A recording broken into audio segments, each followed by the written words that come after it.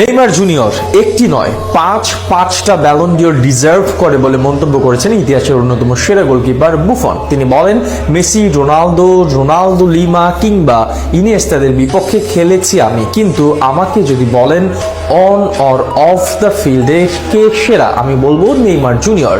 নেইমির বিষয়ে বুফনের এমন মন্তব্য নিয়ে বিস্তারিত থাকছে প্রতিবেদনে।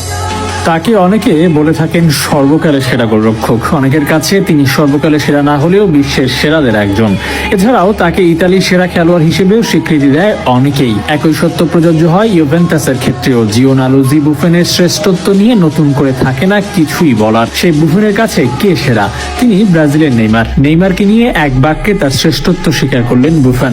সেখানে যুগে যুগে একাধিক তারকা মহাতারকাদের সাথে খেলার পরেও নেইমারকেই মনে ধরেছে বুফনের। 1995 সালে পারমার হয়ে সিনিয়র দলে খেলেন বুফন। এরপর 2023 সালে নেন সব ধরনের ফুটবল থেকে অবসর। প্রায় 30 বছরে Messi, Ronaldo, Zidane, Romario, Ronaldinho, Xavi, Iniesta সহ অনেক তারকার সময়কালীন খেলেন বুফন।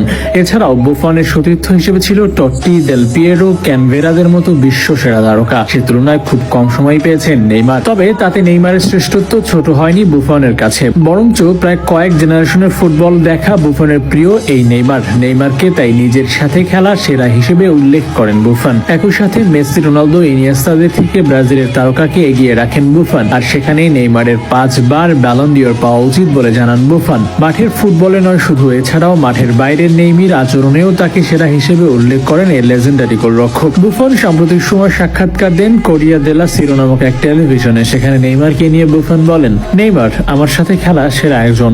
আমার জন্য বিপক্ষ দলের খেলোয়াড় বাছাই করা কঠিন। আমি কয়েক জেনারেশনের সাথে খেলেছি, Zidane, Ronaldo, Nazario, Messi, Cristiano, Iniesta, কত তারকা। এদের মধ্যে একজন সে নেইমার। খেলোয়াড় হিসেবে ও মানুষ হিসেবে আমার কাছে সবার সেরা নেইমার। তার 5টি ব্যালন ডিওর পাওয়া উচিত। ক্যারিয়ারে অর্জনের পাল্লা তেমন ভারী নয় নেইমারের।